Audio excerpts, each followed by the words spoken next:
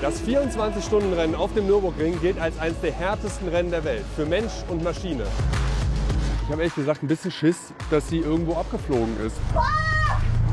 Um hier zu bestehen, braucht es echte Kerle oder auch nicht. Man muss kein Mann sein, um Motorsport zu machen. Man kann das genauso gut als Frau oder als Mädchen machen. Ich fände es schön, wenn einfach mehr Frauen in dem Job auch arbeiten würden. Das Team Girls Only tritt hier an, um allen, die noch so denken, zu zeigen, zum Rennfahren braucht man keine Eier.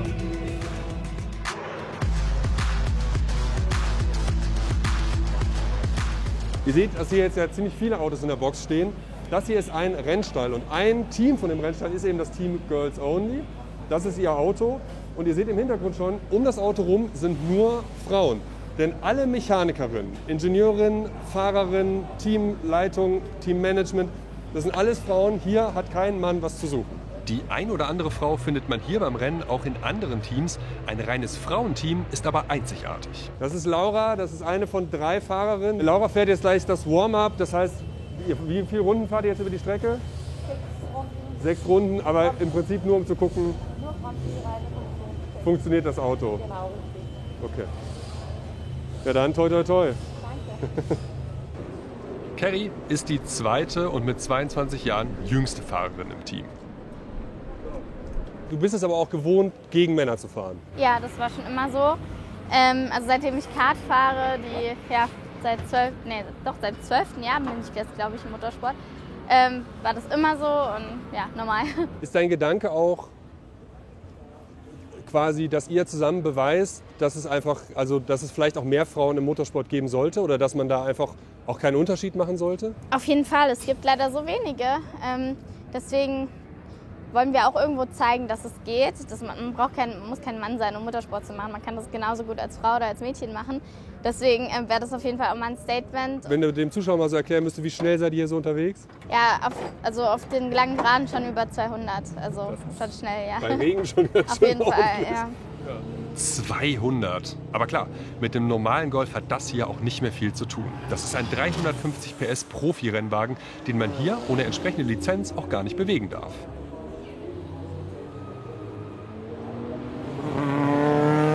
Also, wem das 24-Stunden-Rennen jetzt nichts sagt, das ist tatsächlich ein Rennen, das 24 Stunden lang geht. Das heißt, unser Team fährt mit 3 Fahrerinnen immer abwechselnd hier quer über den Kurs. Es geht über den ganzen Nürburgring. Das ist eine 25 Kilometer lange Strecke, die quer durch die Eifel geht. An vielen Stellen ist die wahnsinnig eng, sehr anspruchsvoll. Es geht hoch und runter wie eine Achterbahn. Und das Ganze heute und wahrscheinlich auch das ganze Wochenende bei richtig schlechtem Wetter, das macht es noch mal viel anspruchsvoller. Und diese 24 Stunden durchzuhalten, das ist eine echte Leistung. Kerry fährt heute den Start des Rennens für das Team. Ja, und die Stimmung ist trotz Sauwetter auf dem Weg zur Startaufstellung gut. Übrigens, die ca. 70 Fahrzeuge hier fahren in verschiedenen Klassen. Dass sie so weit hinten steht, liegt also nicht daran, dass das Team sich nicht gut qualifiziert hat. Ganz im Gegenteil. In der Qualifikation haben sich die Mädels auf Platz 1 gefahren. Das heißt, sie starten hier als Favoriten im Rennen. Hoffen wir mal, dass das so bleibt. Das Rennen geht los und keine Ahnung, ob das bei euch jetzt auch so ankommt, aber selbst hier aus 10 Meter Entfernung fühlt sich das an wie eine Naturgewalt. Das ist so krass, mit was für einer Wucht die hier vorbeifliegen. Du kriegst echt krass Gänsehaut. Zu so einem Rennteam gehören natürlich nicht nur Fahrerinnen, sondern auch eine Boxencrew. Melissa, du bist hier Mechanikerin in dem Team. Es ist auch tatsächlich dein erstes Jahr, ne? Ja, also beim letzten 24-Stunden-Rennen saß ich selber noch vom Fernsehen und habe das Ganze gesehen und dann habe ich die Mädels gesehen und ich dachte so, Mama, es gibt ein Mädelsteam, ich muss dabei sein. Das letzte VLN-Rennen war ich hier mit meinen Nachbarn und dann bin ich hier die Box entlang gelaufen und habe ich die Mädels gesehen, bin direkt hin und dann stand da schon die Ellen und dann ich dann so, ja, hey, ich bin voll ein Fan von euch und dann fragte sie mich natürlich, ja, was machst du beruflich? Und ich so, Kfz-Mechatronik, ja, wir suchen noch eine und ja, dadurch ist das alles instande gekommen und ich freue mich natürlich mega einfach. Was ist denn jetzt deine Rolle während des Rennens? Also die Fahrerinnen sind draußen und fahren, was machst du? Genau, also wenn das Auto reinkommen sollte zum Reifenwechsel, also Radwechsel, dann bin ich für das Rad hinten rechts zuständig. Okay. Und wenn jetzt doch ein Crash passieren sollte oder was Mechanisches versagt, dann werde ich das mit der Janine zusammen reparieren. Wir sind die Mechanikerin dann sozusagen. Aber hier ist auch so ein bisschen das Credo, ihr macht alles alleine, ne? Also ich meine, Richtig. der Rennstall hat ja auch noch Mechaniker, Ja. also Männer, Ja. aber die dürfen an euer Auto nicht ran, ne? Nein, die Bärbel, das ist unser Auto und das bleibt unser Auto. Die Bärbel, so heißt das Auto. Ja, Bad Bärbel. Andersrum gilt die Regel aber nicht. Janine, Chefmechanikerin von Girls Only, hilft den Männern. Deren Audi R8 ist gerade mit Problemen in die Box gekommen und sie packt mit an.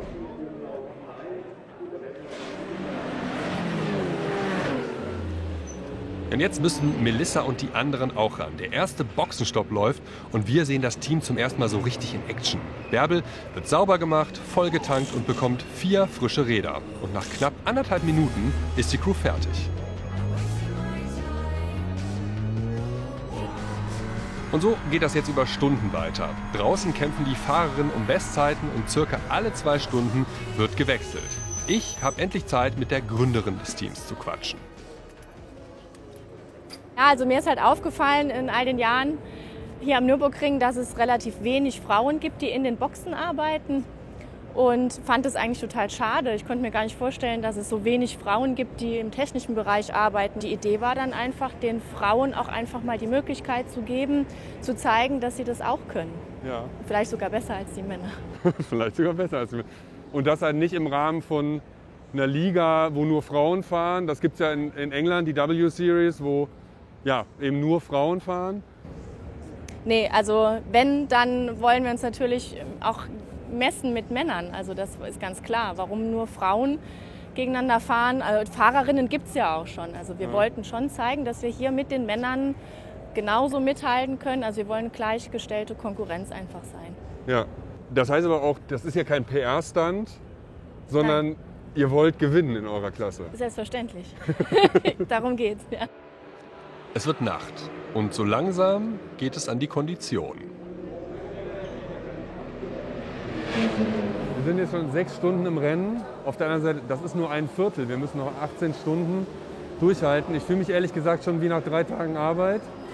Ich kann mir gar nicht vorstellen, wie das ist, jetzt in der Nacht in das Auto einzusteigen, wenn man schon so einen Tag in den Knochen hat und dann da 2 Stunden konzentriert über die Nordschleife, durch den Regen, bei rutschiger Fahrbahn in der Kälte unterwegs zu sein. Das muss eine wahnsinnige Konzentrationsleistung sein. Weiß nicht, ehrlich gesagt nicht, wie die das machen. Mal schauen, wie es Melissa geht. Und? Ja. Wie ist es bei dir? Super, also von mir aus kann es so weitergehen. Du hast ja uns vorhin erzählt, dass du selber das gesehen hast und dachtest, boah krass. Ja. Was ist denn das für dich für ein Gefühl, jetzt bei diesem Team dabei zu sein und damit dann wieder Vorbild für andere Mädels oder Mädchen, die das sehen? Ja, ist unbeschreiblich, weil ich finde, viel mehr Frauen sollten einfach in den Beruf gehen, weil man da einfach selbstbewusster und auch körperlich stärker einfach wird, weil man sich ja doch immer den Männern manchmal behaupten muss. Ja. Warum ist das so? Man denkt immer, Frauen sind vielleicht zu zart und kriegen das nicht hin von der Kraft, aber meistens ist oft die Technik und sie arbeiten auch mehr mit Köpfchen und sind eigentlich arbeiten genauer wie manche Männer einfach. Deswegen fände es schön, wenn einfach mehr Frauen in dem Job auch arbeiten würden. So, jetzt bricht hier gerade Hektik aus. Es gibt rote Flagge, das heißt Rennabbruch, wobei das heißt in dem Moment jetzt erstmal nicht, das Rennen ist komplett zu Ende, sondern eigentlich nur das Rennen ist unterbrochen. Der Rennleitung ist das Risiko bei diesem Wetter wohl einfach zu hoch.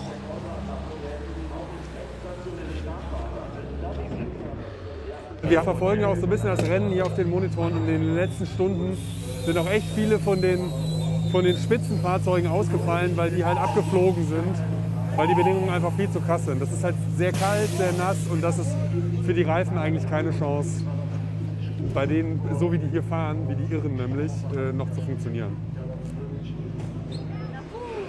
Die Crew nutzt die Pause, um das Auto nochmal durchzuchecken und ich will mit Celia, der dritten Fahrerin im Bunde, sprechen. Sie war gerade da draußen. Wie ist das für dich, wenn man dann da fährt? Man sieht doch nichts, oder? Genau, das ist genauso. Du siehst nicht, weil mit deinem eigenes Licht, das ist zu hell und dann du musst ein bisschen mit dem Augen da gucken, wo sind die Leitplanken, wo sind die weiße Linie und einfach wenn du kennst diese Strecke beim Erz, ist okay, aber wenn du bist ein bisschen Newbie oder Rookie, dann ist es super schwierig. Also bei den Bedingungen da geht es da eher darum, ich fahre so schnell ich kann, ich mache mein Ding, oder denkst du, da vorne ist ich will den kriegen? Natürlich, es ist immer irgendwo in meinem Kopf, aber die wichtige Sache ist, dieses Auto nach Hause zu mitbringen. Und ich denke, wenn du bist 100% konzentriert und gibst dein Besten, dann die Zeiten sind auch sehr gut. Also man kann es hier sehen, nächste Information 7 Uhr. Das bedeutet, bis 7 Uhr passiert hier heute gar nichts mehr. Das heißt, etwas Unerwartetes tritt ein, wir können schlafen gehen. Ich bin ehrlich gesagt ganz froh, weil man spürt den Tag jetzt schon, und mir vorzustellen, jetzt einfach weiterzumachen bis morgen um 15 Uhr. Ich hätte es natürlich gemacht, aber so ist es jetzt. Wir können einmal nach draußen gehen, das sieht nämlich einigermaßen skurril aus. Wenn hier mal so runter guckt. Oh, wir gehen jetzt schlafen. Bis morgen früh.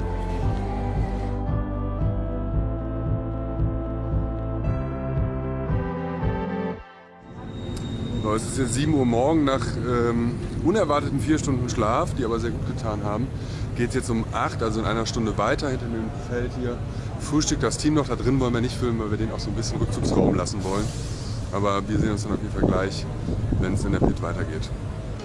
Punkt 8 Uhr geht das Rennen weiter. Noch 7,5 Stunden zu fahren. Das heißt aber auch 7,5 Stunden, in denen etwas schiefgehen kann. Wenn ihr wissen wollt, wie sich das anfühlt, in so einem Ding mitzufahren, dann klickt man da oben. Da kommt ihr jetzt zu einem Film von Follow Me Reports. Rob hat sich das mal angeguckt. So, wir sind jetzt mal draußen. Ich will Celia auf der Nordschleife fahren sehen.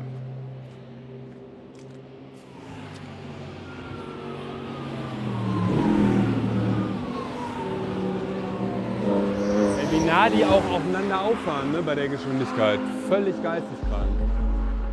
Oh Scheiße, ey. Wenn ich hier online gucke, sehe ich keine Zeit mehr von ihr, und sie fällt auch in den Plätzen gerade runter. Ich habe ehrlich gesagt ein bisschen Schiss, dass sie irgendwo abgeflogen ist, dass sie gerade nicht mehr fährt. Ja, sehen wir jetzt. Das Auto wird jetzt reingeholt, die Mädels sind alles am Vorbereiten und dann schauen wir mal. Scheiße. Keine Ahnung, was kaputt ist. Das war gerade Nicole über den vorher, Livestream. Die ist Einschlag offensichtlich die sind tatsächlich abgeflogen. Das Auto wird jetzt reingeholt. Wir fahren mal ganz schnell zurück zur Box. Scheiße. Ja, hoffentlich geht Celia soweit gut. Wir haben jetzt gerade im Funk schon gehört, dass sie das Auto reinholen. Das heißt, das wird jetzt abgeschleppt. Das kann auch eine ganze Weile dauern, bis das dann mal in der Box ist. Und dann wird man gucken müssen, wie der Schaden ist. Ob die das noch repariert kriegen und noch mal rausfahren. Oh je, die Bärbel sieht ganz schön ramponiert aus. Aber das Wichtigste, Celia geht's gut. Auch wenn die sich gerade sicher beschissen fühlt. Die versuchen das Auto jetzt natürlich zu reparieren, um so schnell wie möglich wieder auf die Strecke zu kommen. Und brechen jetzt gerade auch mit einer Regel, die sie sich eigentlich selber auferlegt haben, nämlich dass keine Männer ins Auto dürfen. Die Erklärung ist, dass letzte Nacht war ja ziemlich lange der Audi hier drin, und da hat die Chefmechanikerin auch mitgeholfen. Und deswegen kriegen sie jetzt quasi einen Mechaniker von den anderen, um hier mit auszuhelfen, damit sie möglichst schnell wieder auf die Strecke kommen. Dass sie mit ihrer Regel brechen, kann man kritisieren. Aber ganz ehrlich, die wollen einfach gewinnen, und da ist jede Hilfe recht. Ich weiß, es ist eine ganz blöde Frage, weil es total klar ist, aber kannst du einmal beschreiben, was passiert ist?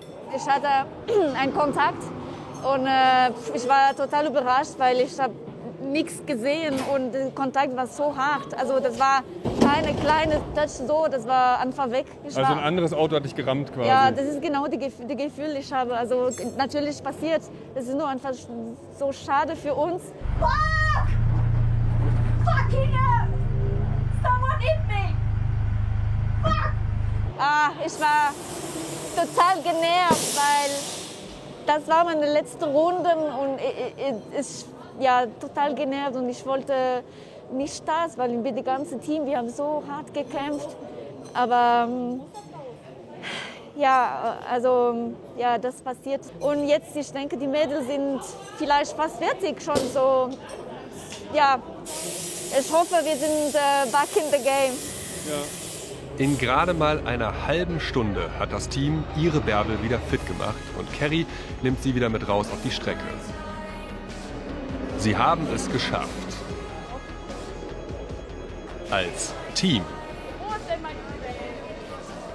Mich hat extrem beeindruckt, wie irre koordiniert das Team gearbeitet hat. Ihr hattet ja gerade die Situation, dass euer Auto abgeflogen ist. Ja. Wie habt ihr das hier mitbekommen? Ja, leider über den Bildschirm. Also live zugeguckt. Ja, genau. Was geht einem dann durch den Kopf? Ja, jetzt ruhig bleiben, alles vorbereiten und wenn das Auto da ist, das Bestmögliche natürlich rausholen, damit wir sofort wieder mit dem Auto raus können. Ja. Was war das für ein Gefühl, als das Auto dann hier rausgefahren ist? Ja, unbeschreiblich natürlich.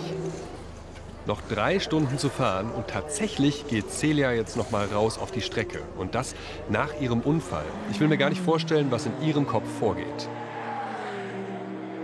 Also, dass das Team noch Erster wird, ist ziemlich ausgeschlossen eigentlich. Aber wenn man so ein bisschen genauer auf die Zeiten und sowas guckt, dann stellt man tatsächlich fest, sie sind in ihrer Klasse trotzdem am schnellsten. Also sie haben zum Beispiel die beste Rundenzeit im ganzen Rennen, hat dieses Team gefahren.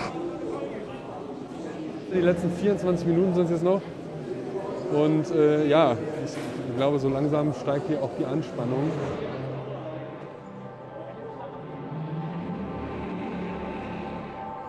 Genau 24 Stunden nach dem Start ist es geschafft. Celia und Bärbel fahren über die Ziellinie. Jedes 4. Team hat das in diesem Rennen nicht geschafft. Ja, ich glaube, man kann das schon sehen und man hat das den Mädels auch angesehen, was da jetzt gerade für eine Last von denen abgefallen ist. Und ne, weil sie einfach gemerkt haben, auch was sie für eine Leistung erbracht haben. Also hier, also bei dem Rennen durchzukommen, das ist schon eine irre Leistung. Sie haben tatsächlich auch in den Zwischenzeiten gezeigt, dass sie eigentlich die Schnellsten in ihrer Klasse sind. Das Potenzial ist da. Und ganz ehrlich, dieses Team muss niemandem irgendwas beweisen. Nächstes Jahr werden sie wieder hier sein und um den ersten Platz kämpfen. Auf Augenhöhe. Wenn ihr nicht genug von Motorsport bekommen könnt, dann klickt mal da oben, da kommt ihr zum Film von Follow Me Reports und checkt doch mal auf Snapchat, da gibt es uns nämlich auch.